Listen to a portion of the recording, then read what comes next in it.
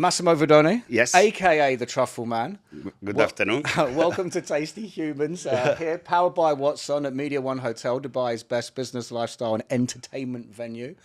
I do that. Very cool well place, now. actually, I have to say. Thank you The first time I come back in the Media One for something like this. When were you last here? Well, I was here when there was. I came to visit Solution Leisure upstairs when they still have the offices. Yeah. And then there was. I used to come as a regular because I like pool when there was Q43. Yeah.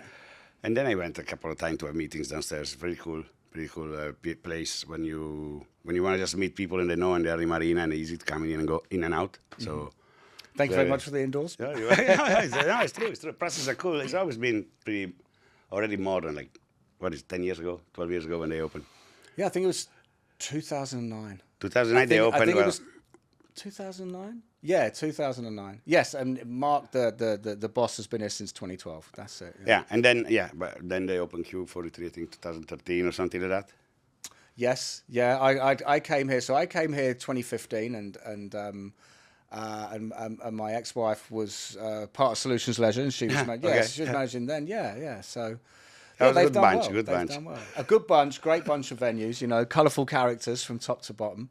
But one of the things I think actually the term colourful character. But the reason why we met because we went to a few parties and many parties, a few places where we have I bumped into you at Mykonos Airport. Do you know what I mean? Exactly. So I bumped into you at Mykonos Airport, and I was like, I think we were here for the same reasons. You know, great place. That. Yeah, we went there, and then there was Zuma. There was that time there was Koya opening in Mykonos that weekend. It was a great place, Mykonos. Yeah, it's like very, very fun. Cold water. Yes. Cold water and too many Italians. Too many Italians, especially at the beginning of August or something, is feeling like you're in Naples or Ibiza. Or there's too Do you know many what? Italians. You've been to Ibiza, haven't you? Yeah, I've been to it. And I think Mykonos, it always reminds me of like a mature Ibiza. Yeah.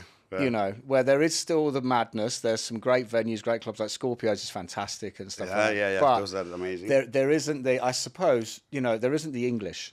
You know, when you go to Ibiza, these are my countrymen. When you see the English in Ibiza, it's but you notice the British and I notice the Italians. So you have a ear for it. You can't miss the English because most of them have got sunburnt with a T-shirt on. So they've got bright red arms, big red head. My wife is Irish, and I call it a mozzarella. You see, they glow in the dark. Yeah. But yes, that's not okay. I don't want to insult everybody's out. I don't think I've started a podcast where in the first 5 minutes we've both insulted our own countries. Oh, shit. All right. Okay. Fair enough. You know what I mean? There's only one way we can go. But speaking of colourful characters, you are a very colourful character. Thank you. I take it as a compliment. No, I mean it as a compliment. Like, I think that the world needs as many colourful characters as possible because the opposite of colourful is vanilla. Do you know what I mean? And who likes boring people? I think it's more like I think it's just when you do something, then you really get into it. Not in the character as the Truffleman, like Superman. You put the rope and you start flying. Is it just? Do you have a rope?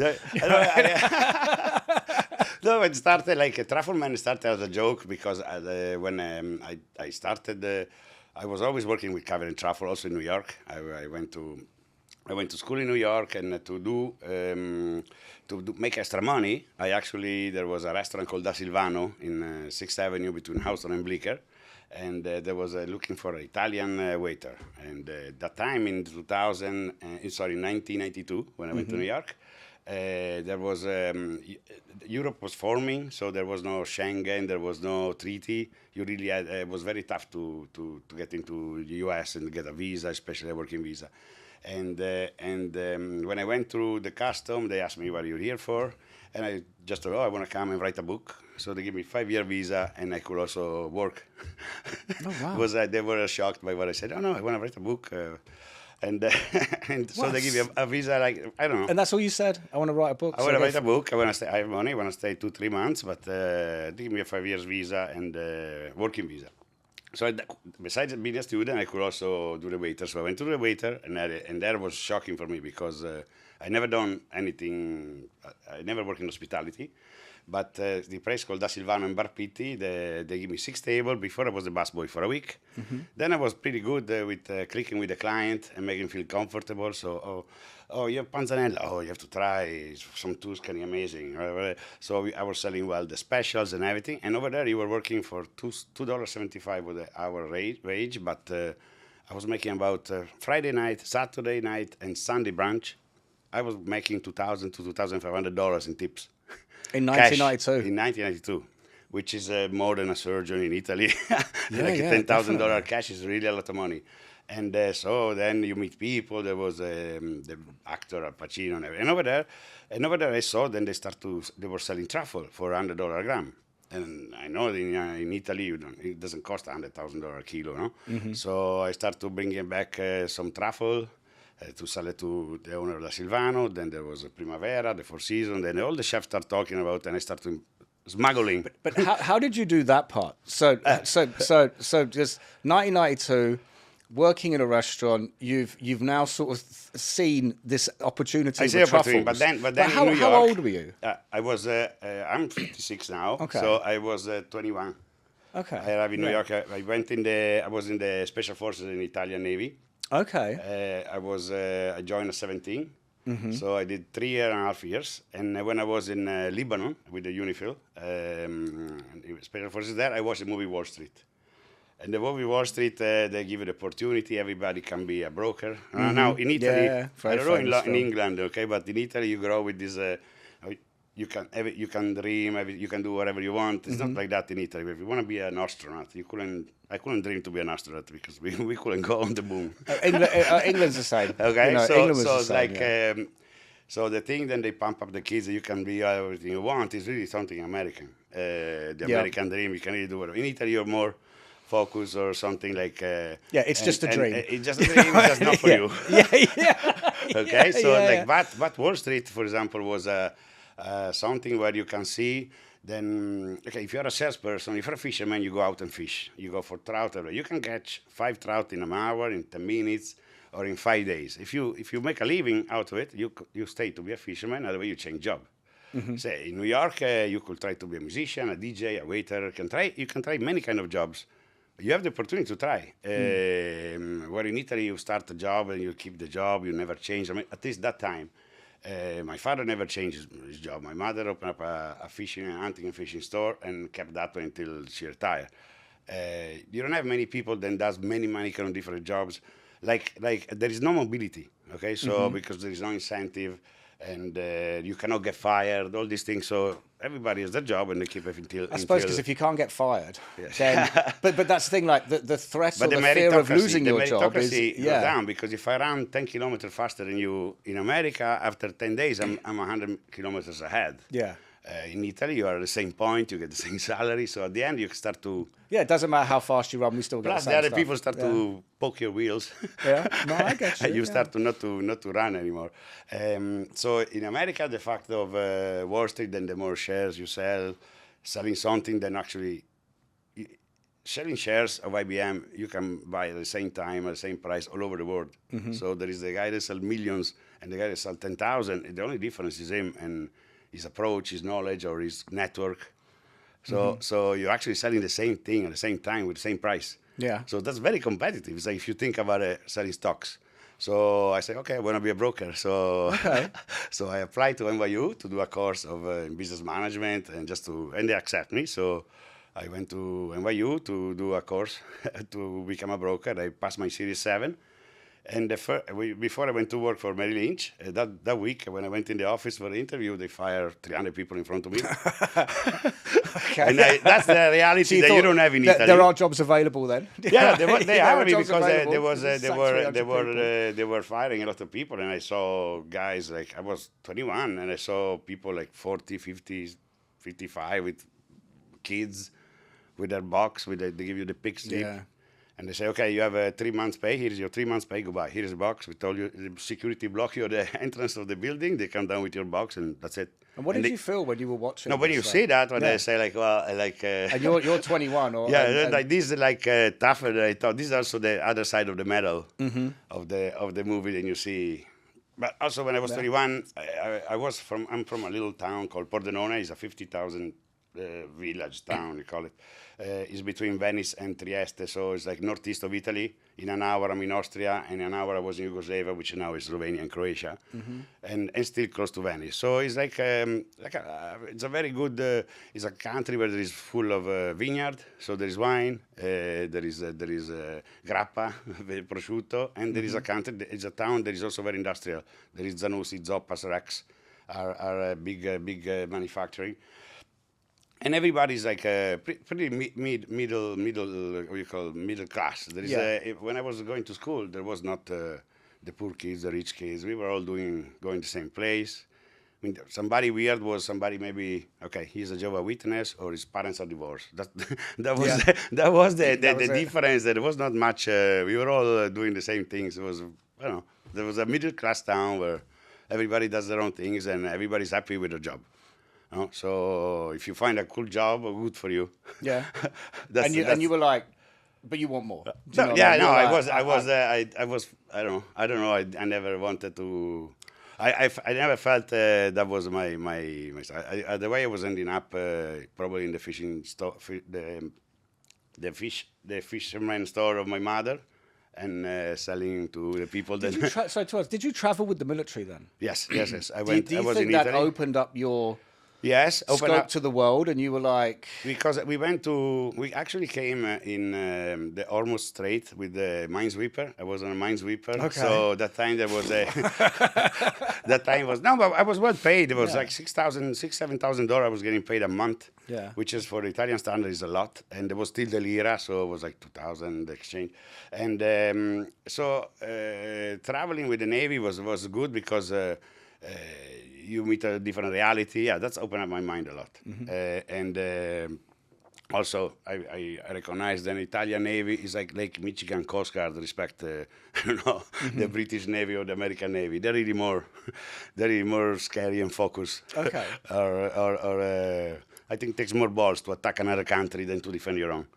No? It's like because you're the one that's going to go and start the fight. Like but you're on the attack. Because so if you you have to have a different mentality than defend. Defend. Defend is reactionary. Is a reactionary. Do you know what I mean? Correct. Yeah. So when you see a platoon of the U.S. forces or something, it is kind of scary. Yeah. respect what we were doing in Italy. Anyway. And that's how you got sort of exposed to America. No, it's like you come out, you grow up with Rocky, you grow up with a movie, with actor. America's always been the dream of New York, America, more than America, New York. But in the early 90s, when you haven't got, when not everyone's got 500 TV channels or social media, no, the internet, like America's miles away, so it's. I remember, like I said, was it 92? So 90, I would have been 18 years old. Yeah. And America was like, I would have loved to. Do you know what I mean? But again, it's all you see is the 4 channels on TV and the movies and stuff like that. So, but I did crazy things I went to America before when I was 18 during one leave. Then just because I saw where the boys are, so I went to the first spring break in my life. Okay, how was that? It was amazing because it was for Lauderdale. Was people jumping, doing the belly squash. Without going into too much detail, is it exactly what we all think it is? It is. The wet t-shirt counter, the sex on the beach, drinks, and the people then fly from all over the United States to get smashed for 10 days, 15 days. Yes, it is. In fact, they kept moving it, then they moved it to Daytona Beach, then they moved it to Cancun. But when I was there, it was still legal to drink until 18. The year after, I was 18, and then in September I went up to 21. Yeah. And then I came back when I was 21. I came back to America when I was 21. And that was... so in the Navy, I started to speak some English. I've always been, even if it's still very bad with an accent, but I've always been very outgoing and very easy to break ice with people. And so I think sales was always about my what I was supposed to do. So in New York, while I was doing the waiter and everything, I started bringing and smuggling some truffle. Then I say, okay, it's profitable. How are you smuggling it? I was actually bringing with the bags. So you were going back. I was going back and forth. I was calling friends. Hey, buy your ticket. Come for the weekend to New York. Bring me truffles. Bring me truffles. At that time, with let's say it was expensive. Let's say it was about $500. You can do round trip. Mm-hmm. So sometimes me, sometimes my friends, and 3-4 times. White truffle are in season September. End of September to December. So for 6-7 weeks, I could do it 3-4 times and makes extra money. Plus, it was very easy once you get to New York to dispatch, because a lot of our chefs were here, or you could send to Chicago, to LA, the box the day after they had it. It was very easy. And then I say, okay, it works, but I have to learn also all the other things, like how to bring it in, or to do custom, or to do it legally, or to do a company. So I went to work I applied for a job for a company that was bringing in truffle. They didn't want to hire me. I said, okay, I work for free, just give me a percentage. They give me 10%. Okay. And it was very, very good, because I learned a lot of things, and I started to make a lot of money. I was making 10%, so the first year I started to make 18,000, then 50,000, then 100,000. I arrived to 350,000. They told me, look, you make too much money, we're going to reduce your commission. Okay. And I said, I was like to 6%, and I was like, no way. This was an Italian company, because usually an American company, they reward the one that does more. Yeah. The Italian was like, no, you're making more money than a manager now, we're going to reduce your commission. And so, okay, then I opened my company right away, and I started, that time called Chef Ready. Was a company, and I started to sell. I really import and everything, and it was my luck. And how old were you at this point? I was I love 25. the age. I love the age thing, because it's the thing that I get from you is that I've spoke to a lot of people on this podcast. I think you're going to be like the 38th person that I've known, which is great. But I've had people from the military. I've had people that have worked for free, and they're all very successful in their own worlds. And I always find that this military, young, kind of passionate, and again, when you said that you'll work for free, like there are people. I've had a chef on here, Troy Payne, who said that he'd wash dishes just so he could watch what the chefs were doing. Oh, sure. And I think it's something that has become lost. I think it's some kind of confidence that no matter what you're gonna end up. Sometimes you need a step. Like, a stepping stone to go somewhere else. Yeah. So if it doesn't work, maybe you come back, or you can. You're more adventurous to try things. But I think what we have now is we and it's not now, it's even when I was younger, is that everyone's fixated on, what do I get paid? Do you know what I mean? What do I get paid straight away? Yeah. What is the pack? What do I get paid? And it's like, do you want the money or do you want the job? But I think if you have a mind like that, where I've always needed this kind of security to make a move, it limits a lot of your horizon, what you can do. Yeah. Sometimes. I at the beginning, like I didn't know what, like you don't really know what. I opened a cafe not to pay taxes, for example, in New York when I was 26. I never just because you learn the ropes, and in sales you can deduct things, so you learn then. Okay, if I take a taxi or if I take a plane to Chicago in economy, it costs $1,000. $3,000 in business, but $3,000 in business I can take care of taxes. Mm-hmm. So you drive with a limousine and you go around when you start to make money, or you wear a suit of $2,000 because it's tax deductible. You go to the good restaurant instead to take that. So then you understand that. Then okay, I can sell truffle to Bermuda and I can put it around and I can go there once a couple of times a year and bring somebody with me. So then you start to use the system, and you learn it with people and stuff and. New York is full of business mind. People that want to do something different in their life, and then they come. I like what it is. When I went to New York, I always say also to my wife, I'm living now the Dubai dream. Yes. We get here, but like Dubai dream, like I had the American dream, like, and I think it's better. I think it's better here, but because I have more experience, so maybe you do less mistake, or you watch out from. The guy then come and tell you, oh, do this, do that. You're more aware of situations, or if you smell smoke, probably there's fire somewhere. Yes, so you have more intuition with the people you relate with. Well, I think what you're doing is the Dubai restaurant scene is enormous, and it has been like this for the best part of 15 years. Probably even longer, where. it wants to have the best brands coming over, and it's really catapulted forwards, I think, in the last 3 to 4 years. Yeah, where, it's really boosted. yeah, Now it's like, the turbo on. yeah, Now like, Dubai is the turbo on. Yeah, like obviously COVID is a moment in time, but pre-COVID there was a lot of new openings, but post-COVID it's like it's gone. I have the feeling like It's just there taken was a off, flaw. you know what I mean? COVID put a cork on it for a while. When you uncork it, Yeah, there was exploded. this big explosion, and that is still going on. But for example, when I was in New York, I opened my company and everything. Then I sold the company, right by luck, also right before the big crash of 2008. I sold the company because. They gave me an offer I couldn't refuse. It was a lot of money, and then they were giving me to do to just travel all over the world and just promote that company.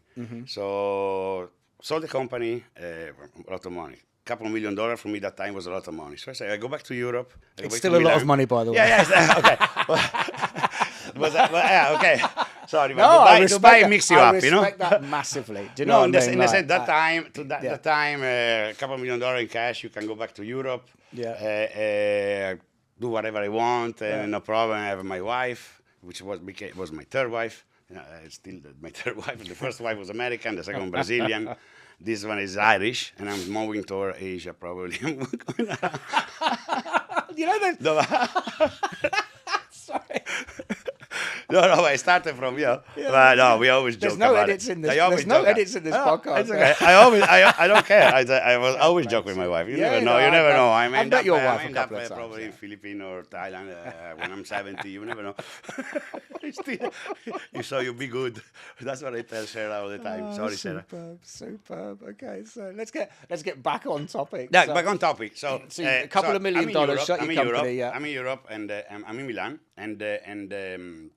Okay, so now I speak English pretty good. I have a business mind. In 2010, I moved back to Italy, and I wanted to make a difference, to start to do something else. And we moved to Milan, me and my wife, and she got pregnant, which we were trying. But anyway, so she got pregnant, great. I'm 41 years old, and what we do. And after about a year, then we were in Milan, I felt like choking. Even if Milan is one of the coolest cities in Italy, like it's the business hub of everything, it was like it wasn't not like New York. The speed of doing business, and people don't answer email. It's all connection. It's all I couldn't fit anymore. I really hated it. And so we say, okay, we go to London, Shanghai, Dubai. Where we go? My wife Sarah was working for Ogilvy & Mather in New York, and she was a creative director. So she worked for Ogilvy & Mather in Milan. Then she looked around. There was a job opening Shanghai and Dubai. She preferred Dubai. I wanted to go to do truffle in China. Okay, I thought in China was ready, and at the end we came to Dubai. And we came to Dubai with my Keaton was a year and a half. We and a half old, 2 suitcases. We just came to check it out, and then that's it. And here I wanted to go to work for one of the big companies in the F&B, like applied for, there's a Fresh Express, classifying food, there was a Casineto, there was all this big company already importing also truffle. Everybody told me no. Nobody hired me. Nobody wanted to hire me. I went to all the interview. Why do you think that was? I told them, look, I have experience. I know to sell caviar, I know to sell truffle. Or either I was too good, or either I was, I don't know. One company asked me to bring 4 kilos of truffle. I was in Australia, to bring 4 kilos of truffle back. And then when I brought it over, they told me, but we don't have an LPO. We changed our mind. Forget it. Take it. So I was stuck with 4 kilos of truffle. It was August 2011. During Ramadan. 4 kilos of Australian truffle was like 25,000 dirham worth. My wife looking at me like, you see, like now what are we going to do with, you again with this truffle thing. So then I went to Zuma. I went to Zuma. I said, I go to everybody told me it was the best one. It was one of the top places, still one of the top places. I went to Zuma. I knocked there. They called out the chef. The chef was Rif. We looked, oh, nice truffle. This is how come you have winter truffle in August? Because in Australia it's upside down, and in Australia it's winter now, and we have this kind of particular truffle now. And I explained to him my story or whatever, and okay, and he told me, oh, okay, so like if you can bring me this every week, I start buying from you, and he paid me cash. There was a Sparrow, was the manager. I went at 2 a.m. to get the cash.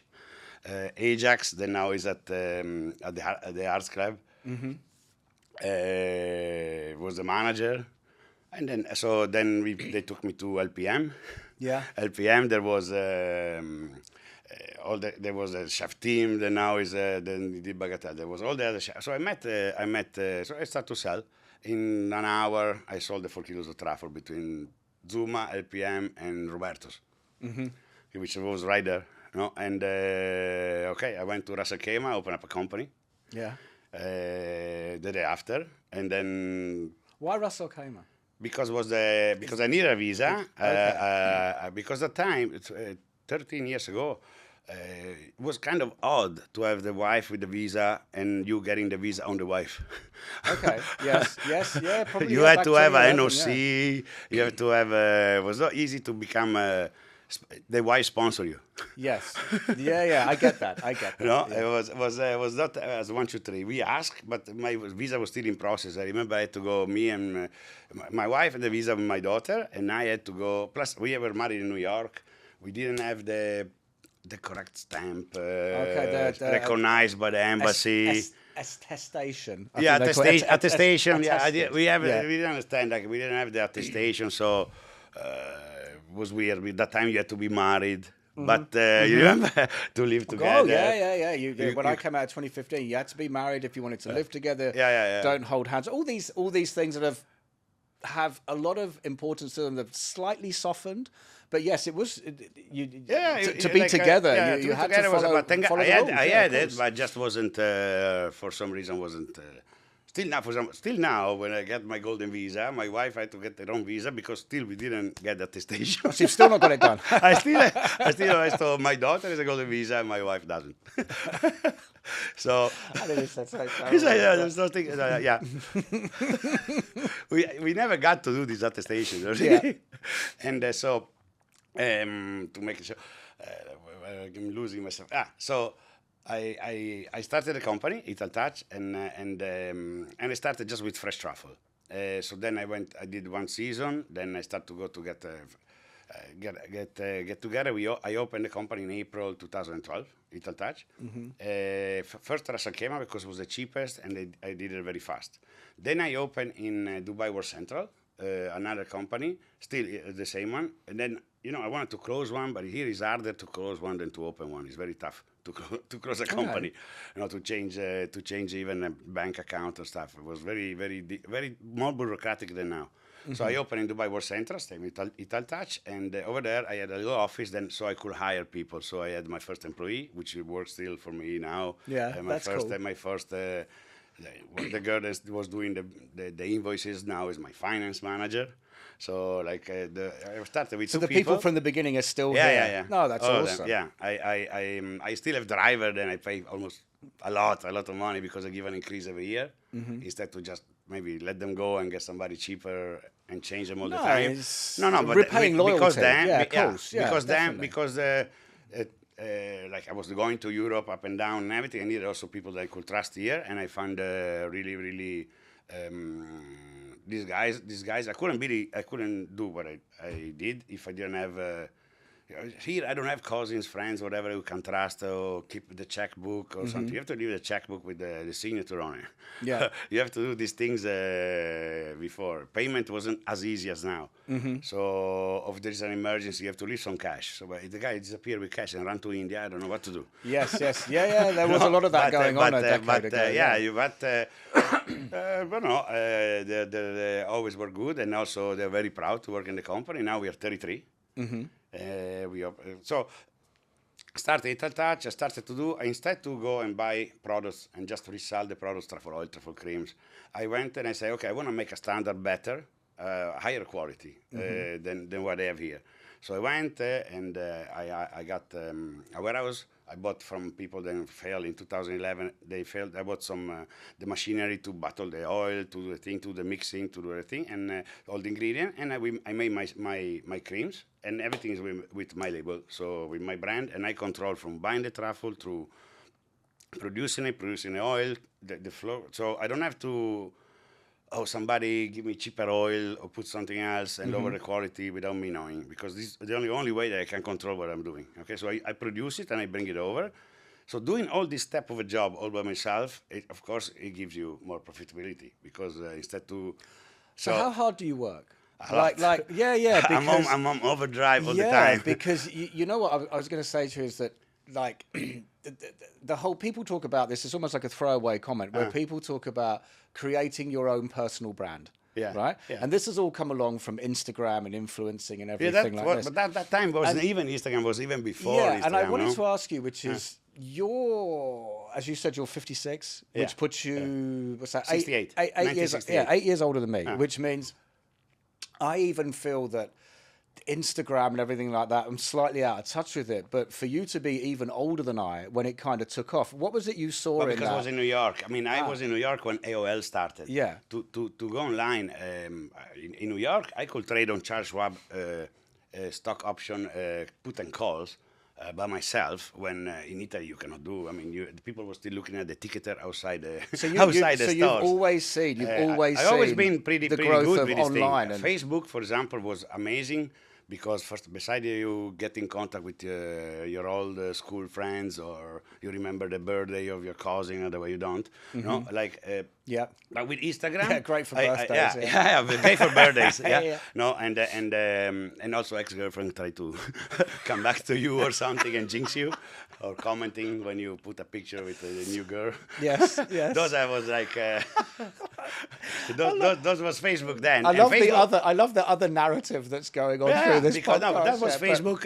When Facebook started with Facebook started, was perfect. And for chefs, I mean, before Instagram, I was lucky in New York because I met the chef before the chef was a big thing. I mean, if you knew Gordon Ramsay and everything, they reached this kind of level after they did TV. I used to know Eric Ripper, John George, all the guys that are Gotha now, Thomas Keller, because I met them. You go to bring the truffle, and before they had a star, before they had the Michelin and everything, then became on a boost. And with Instagram, if you wanted to know what a chef cook, Gordon Ramsay cook, what he do, either you go there and you eat, or you buy the book. And that's all the only thing. With Instagram, you start to see the recipe, you start to know more about them, and that make them reach a much higher popularity, much faster. Okay, so all these new chefs, they're not 30 years old, they're not executive chef here and there, are mostly because media. Okay, and not because they really cooked behind or they did a lot of things, and so it was a boost. So for me to see recipe, you just type truffle hashtag, and they come up, and you see everybody who uses the truffles, and I try to go. And for me it was very good. And also if somebody look for truffle, they see me. And so I always post push truffle, push caviar, and the picture with the chef. When I came over here, you put yourself out there a lot, though. Is that something that you find easy, or do you at the beginning you just thought I'll just No, at the beginning when I was here, I was going around with the BlackBerry. The picture quality wasn't that good or whatever, but actually because I was doing for a year and a half, almost 2 years. I was going to do the clearance, the cargo, the invoice. I used to have a car battery and a printer, so I could print the invoice. And when you go to the chef and they buy half a kilo truffle, maybe they only battery and a printer. That's awesome. No, because also you have to have the account in Jumeirah. You could not have just the mobile. So you need to have a fixed number, with 04. But the company is in Ras Al Khaimah, is a flexi desk. So in the nanny room, where I had a phone read, and the nanny was answering, "It'll touch." Okay. So when they called, "Oh no, Massimo is not here. Call this number." And there was Paolo and Marco, which I had the two phones, so I had to act as operation manager, as a finance manager, but it was always me answering. Yeah. So I had Yeah. Can I speak to finance? Yeah. yeah. No. Hey, how's it no, going? no. You have to speak. No, he's not here. Can you call him back later? No, like, and I have to do that and jiggle myself. Did you for a actually while. do that? Yeah. Did you actually have different voices? Yes, absolutely. Okay, that's I had fantastic. 3 business cards also.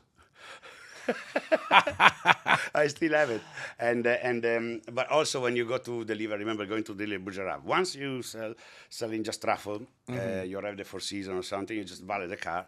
At the beginning, I didn't know. Then here in Dubai, you don't pay. Man, if they stamp you, it's free. Man, I thought, oh my God, you have to park and go deliver. You have to find parking and everything was. When I found out, then you do valet. I used to go valet the car. The chef was coming down. Tom, stamp the car or sign the thing. But at the end of the day, you have a lot of signatures and you don't know who signed. So when the purchasing wanted to know, okay, but who signed? I don't. So then I started to take picture of the chef when I was giving the truffle. Or was giving the truffle. That's where I started, and then that's why I started to. Sometimes I was putting the picture with the invoice as a proof of delivery. Oh, okay. So this is Tony or this is Kabubi, whatever his name is. Yeah. In the reception of Bujarab, you don't know the name of everybody, and they didn't want to.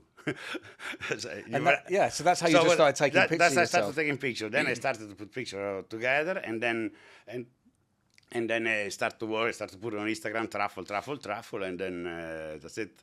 And thanks to Reef, which was the chef, now is Reef Otman from Reef Kushiashi now, and he was the one who come. Oh, you're gonna be my Truffleman. Yeah. Okay, so that name stick. I even put it on my business card, and Truffleman stick from that day. Which is fantastic to actually get known. You know, that's the key, I think, to the essence of the personal brand is to become known. Because as I was doing that truffle, guy. I love truffle. I smell like a truffle. I'm like I still eat truffle a lot. It really is a passion, and no, it's weird because thanks to truffle, I also. In New York happened, then one time I imported a truffle was 2.6 kilo. Sorry, 1.6 kilo was 2.6 pounds. The biggest truffle ever to enter the United States. And I'm very good in marketing, but I started to write my own press release. So when the guy brought it over, there was a CNN and Times, New York Times waiting at the airport, and became a big story on CNN for 6 minutes. So everybody knew me as the Truffleman worldwide. So then George Bush started to call, and the other people want to have the truffle from me, and then that's how I meet Donald Trump. That's how you like.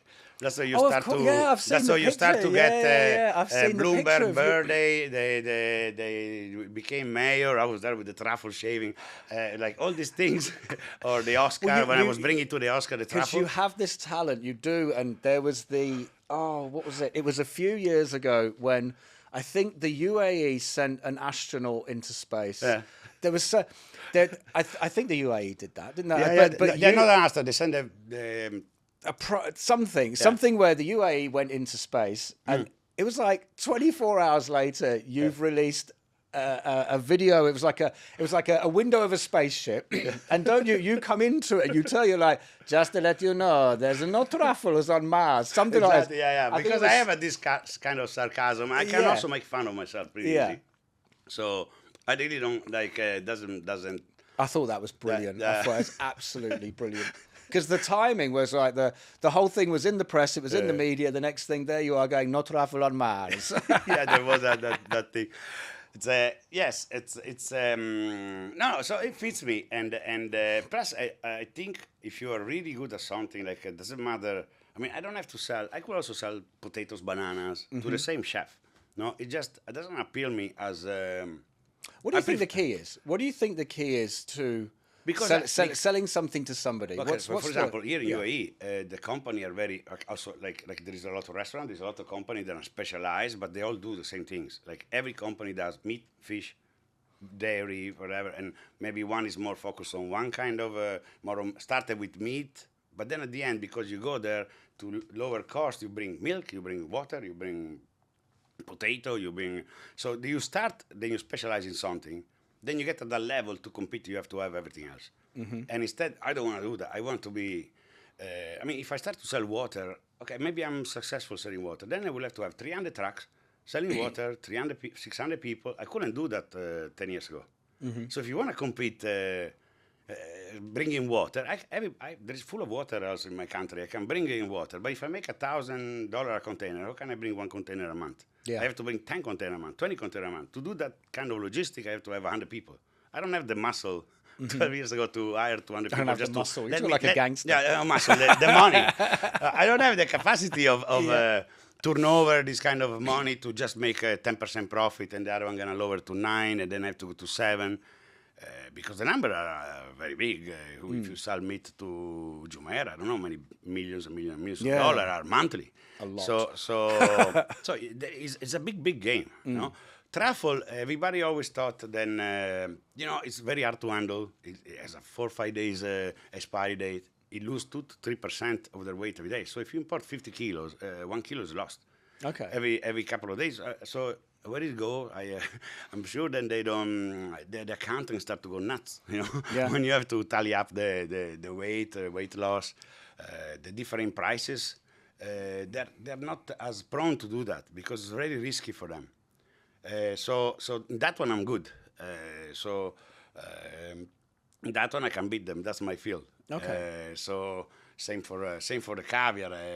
Before I was selling caviar, then it was wild. Now the caviar is all farm. It's illegal to have any wild caviar. If you have any wild caviar, they catch you. It's like to have a baby panda in your suitcase. Oh, right. No, it's a big. So there's a CITES. Yeah. There's a CITES, which is a convention for international trade of endangered species, and the sturgeon are in this international species. So the Iranian caviar or the Russian caviar that was very, very good and famous before doesn't exist anymore. It's only farm. So you can farm it in China, you can farm it in England, you can farm it in Spain. So is it losing its appeal? Is it losing no, it its... No, actually, it's actually you don't have anymore the wild beluga under years old then they catch in the middle of the Caspian Sea.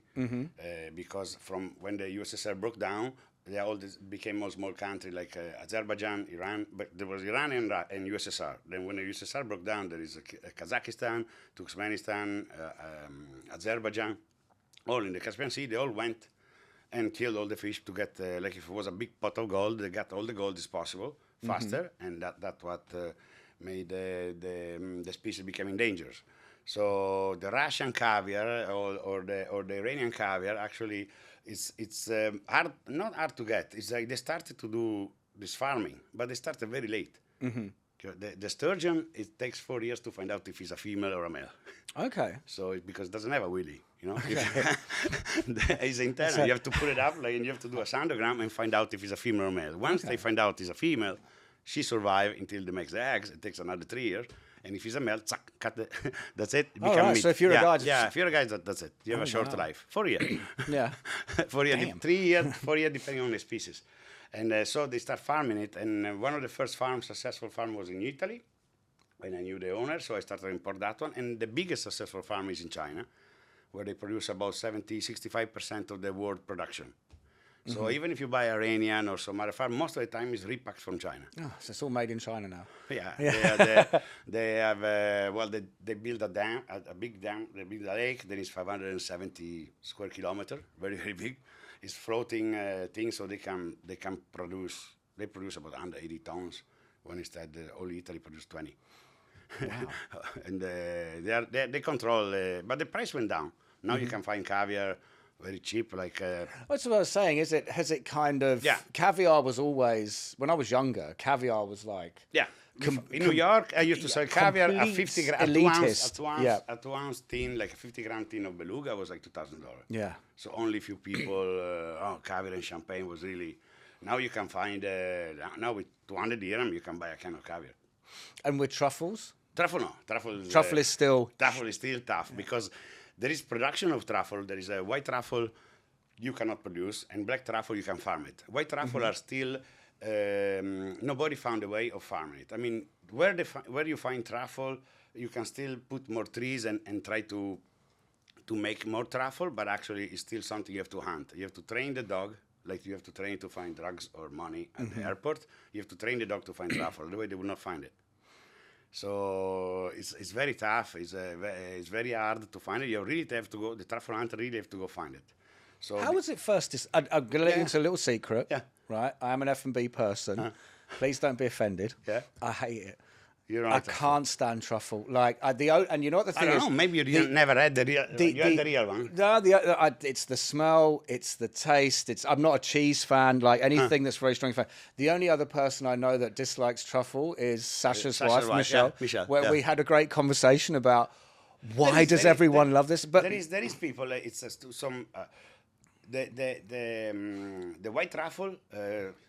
You cannot explain the taste, but it's kind of like garlicky, gassy. Yeah. To some people smell like feet. Some Yes, other people yes, smell like sex. Some people like. I'm one of those people. The minute I get to about here, I'm just like, oh no, you know. But truffle is actually the smell of truffle is actually female testosterone of a pig. Yeah. Okay. So this is what I want to know. Like a little bit of education. The truffle. It's kind of disgusting, but yeah, okay. The truffle don't move around. The spores of the truffle to survive, they are microspores that are in the ground. They have to be eaten and spread around. Okay, so the only animals are wild boar. Okay. Because there are snails or something. So they have to attract the wild boar. We can dig because they used to use pig to take them underground from underground because they have a much better sense of smell than or you call snout. They have the snout and they is about 4,000 or 5,000 more than a man, about 2,000 times more than a dog. Okay. So dog you can train, but it's very hard to train a pig. Especially if you go around Italy with a 200-kilo pig, then pull you up the hills. Yeah. Also, everybody knows you're going to hunt for truffle, and then you're going to get somebody with a knife or something, or with a gunpoint to try to take your truffle. Because today I'm buying truffle. It's now it's what the 9th of December. Yesterday I paid €7,000 a kilo, and because the price is very very high, so you have, it's like if you find 300-400 gram of truffle and you put it together and the reason you have to go around they call it truffle hunter because they fake to be hunting. I mean they go around with a rifle and the dogs and they have one dog for hunting, one dog for truffles. So if somebody tries to steal you have a gun because they're gonna rob you. Because it's like they can't rob it's precious. It's a in London now to wearing a Rolex. If you go around with a up the hill with a Mercedes and you start to come down. With that bag all happy, probably somebody's waiting for you. Plus the truffle hunter are very territorial. You won't be like able to go just up the hill in Tuscany. Yeah, you can't just go get one. Yeah, like the land is all the manual land, so it's like public land. But it's the same thing. They say, but in Italy they put poison for the dogs. They do that. But the same thing, if me and you try to get a license and go to Boston to find lobster, trust me, we put the thing to catch the lobster. The day after there's nothing. Oh yeah, that's gone and we're dead. Then the boat, they see which boat you're going with. The boat is on the bottom of the ocean. Unless you are in the game or in the thing, you won't be able to. So how many countries are you in? How many countries are you supplying truffle to? Well, I started. I don't know how much time we have, so like. No. I mean, listen. Like, keep going.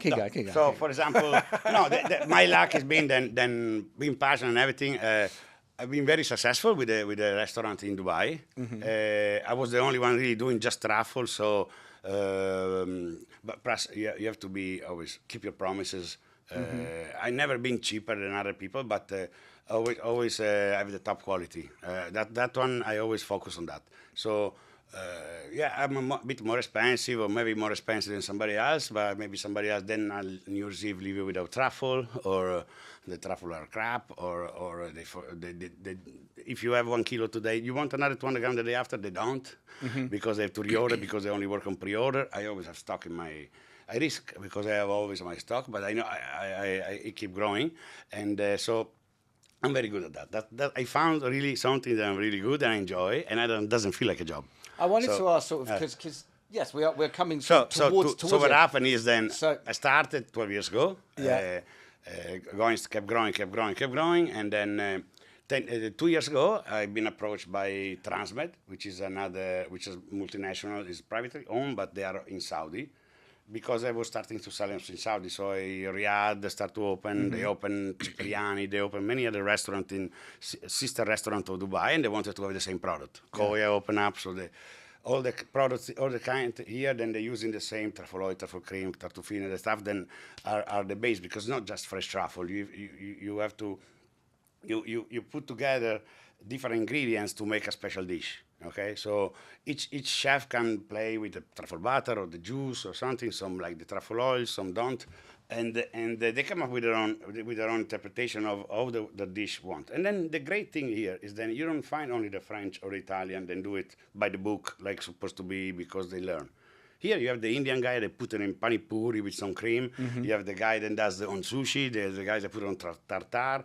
So the what do you call the spectrum of the use of truffle became like everywhere. Yeah, on ice cream, on truffle ice cream. I deliver to one of the Gandhi just got married 2 weeks ago in Mumbai. I went there to bring the truffle because they want the truffle from me. It's like if you put.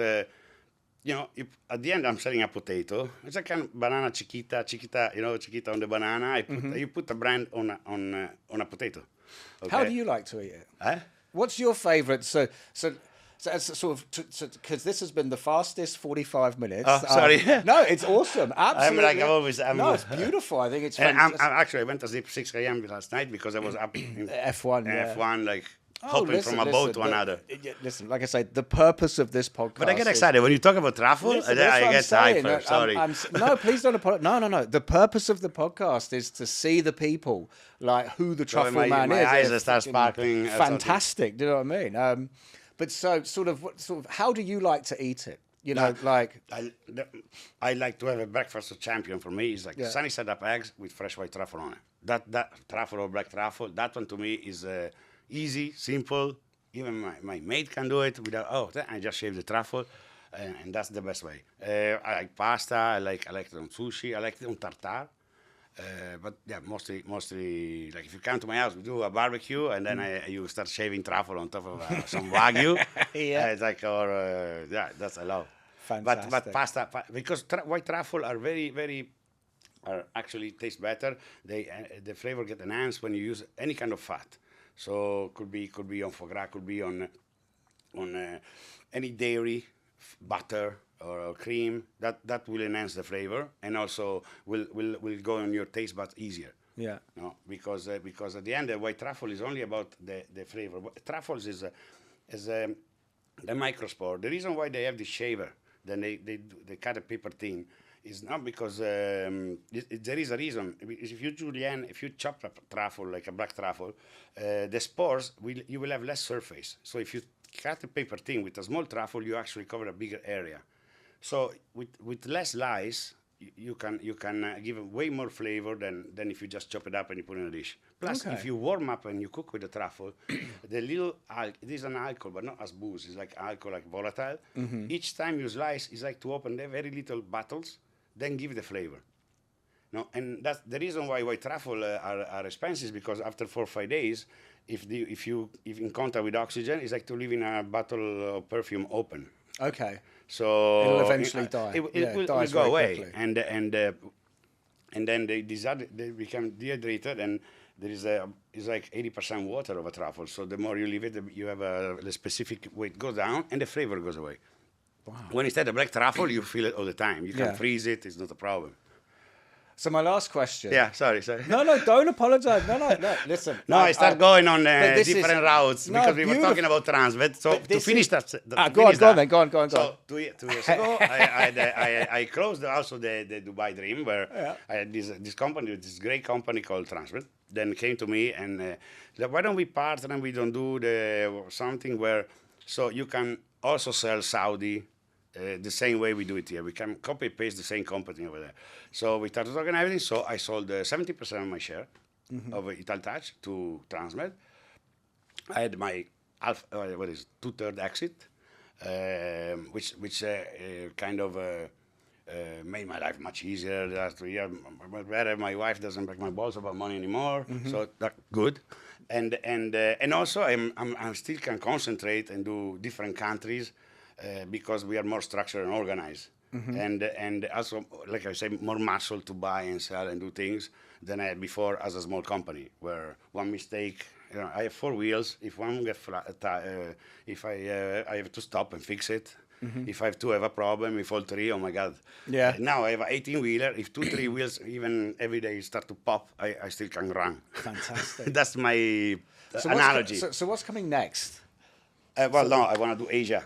Okay. So for the next couple of years, we are concentrating in Saudi, all the GCC area, because I was selling to the GCC area, but always to other distributors. Instead, we're trying to do it ourselves directly. So if I was just by myself, I would just do Dubai, and if I know a distributor in Doha or a distributor in Kuwait, they want to buy, I call him, he buys whenever he wants. But I didn't have my own offices or my own logistic there. So instead, now in Saudi, I'm in Daman, I'm in Riyadh, I'm in Jeddah, and Saudi is supposed to be the next UAE for the next. So the next gold rush, and it's picking up, it's changing every year. Is sometimes slowly, sometimes move faster. It's still, but it's doing it with a partner like that. Then there are 30 years already in Saudi. It's much easier and is more secure and less risky also because they're there. If somebody don't pay me in Riyadh, I have no idea what to do. If I have to start to take some action from here. Over there, they have their organization, so it's they know who's the names and whatever, and so it's much easier for me, and that's where we're going with them. And for the future, I think Bangkok, Kuala Lumpur, Singapore, Asia, the whole world. It's also where I want to retire one day. So you're not stopping. You're not slowing down anytime. No, because it doesn't feel like, what am I going to do? I go play golf, I become a ball myself. Do you play golf? I do play golf, and I get pissed off because every time I go, I've just started learning. I start and the trainer teach me. I go straight, then I go on the field. But when I start to go right and left, and I get mad, and then I don't touch the things for like 3 months, and then become hot. And so every year is the same deja vu with golf. Golf, this is the year. Yeah. And well, look, this has been remarkably brilliant conversation, and I always say to everyone that comes on, like, to close out, what's the one thing that you would say to anybody that wants to start a company, build a brand, do what you do? What do you think is the key to your success? I think like some to adapt. You have to be to adapt. Focus on what you do. Don't give up when you find closed doors. You find the front door closed, try the basement, try the roof, the chimney. If you persist, I think I'm also very persistent. When I came over here and I saw the fountain, remind me the Four Seasons, the Bellagio, in Las Vegas. So why not here? Why is it not possible to sell here? Why they only sell? Why they only use this thing and not everything else? You have to have your instinct and if you persist, I think persist and don't give up, because if the idea is good, it's gonna come out. It's gonna be successful. It's kind of like keep going underwater to find the pearl. Okay, then of course, if you don't have you have to come up and breathe. I got you. But keep trying if you believe, because nobody will do it for you. Fantastic. Well, look, Massimo, thank you. Sorry, Truffleman. I went on and on. And, no, I found one of the best. Trust me, so much. One of the Thank best. you, Sam. Very, very nice. I wish you all the best, man. Awesome. Super. Then I take a selfie with you. Yeah, I think we're good.